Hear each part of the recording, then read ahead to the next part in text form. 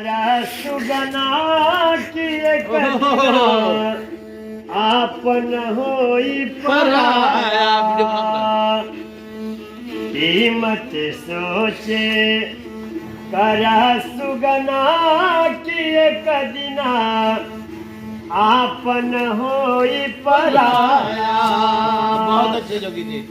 कि 4 दिन न कहे आ रहल पिजड़वा पवला दाना पानी। ये 4 दिन का पिजड़ा है।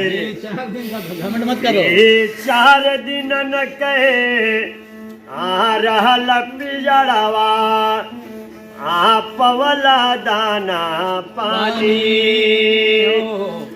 मालिक के बिसरा के लगला काम करे मन मानी। समय आखिरी चल गईला पर समय आखिरी चल गईला पर साथ रहे ना छाया। मत सोचे करा सुगना की एक दिना आपन होई पराया।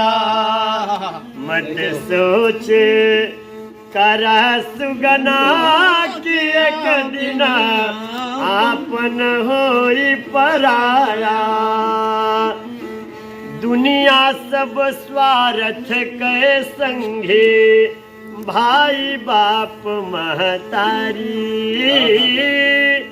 दुनिया सब स्वार्थ के संगे दुनिया सब स्वार्थ के संगे भाई बाप महतारी। भाई बाप भी तब तक साथ निभाई है जब तक रहब तू संसार।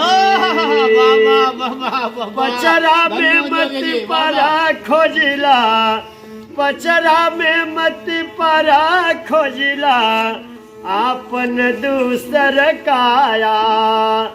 मत सोचे करा सुगना की एक दिना आपन होई पराया। मत सोचे करा सुगना की एक दिना आपन होई पराया। ये दुआरा